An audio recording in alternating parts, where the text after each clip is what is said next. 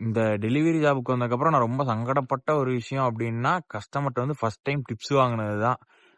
அதுல என்ன சங்கடப்படுறதுக்கு அப்படின்னா, நான் வந்துட்டு போன வருஷம் என்னன்னா, நான் வந்துட்டு ஆர்டர் போட்டு Zomato, Swiggyன்னு எனக்கு டெலிவரி பண்றவங்களுக்கு டிப்ஸ் குடுத்துட்டு இருந்தேன். ஆனா இந்த வருஷம் வந்துட்டு, நான் போய் டெலிவரி பண்ணி கஸ்டமருக்கு வந்துட்டு கஸ்டமர்ட்ட இருந்து டிப்ஸ் வாங்கிங்கிற அளவுக்கு நான் வந்துட்டேனே அப்படின்னு நினைச்சு சங்கடப்பட்டுட்டு இருந்தேன்.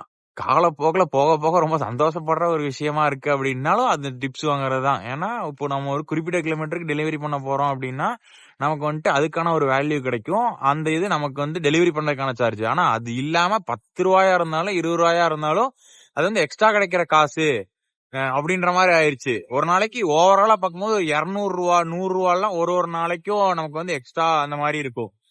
ஏன் இப்போ இன்னைக்கு வந்துட்டு கிட்டத்தட்ட சொல்ல போனா ஒரு ₹75 தான் எனக்கு ஓவராலா ₹65 தான் டிப்ஸ் வந்திருக்கு. அப்போ அதை நினைச்சு சார் இவ்வளவுதான் வந்திருக்கா, இன்னும் கொஞ்சம் எக்ஸ்ட்ரா வந்திருந்தா நமக்கு எக்ஸ்ட்ரா வேல்யூ ஆட் ஆயிருக்குமேனு அதை நினைச்சு இப்போ சங்கடப்படுறேன். ஆனா இந்த மாதிரி சங்கடப்படுற மாதிரி ஆயிருச்சு.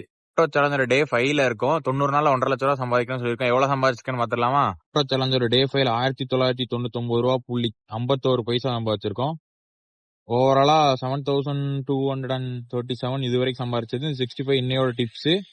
அப்புறம் ஓவராலா டோட்டல் பண்ணோம் அப்படின்னா இது வரைக்கும் $9,264.88 5 நல்லா சம்பாதிச்சிட்டோம்.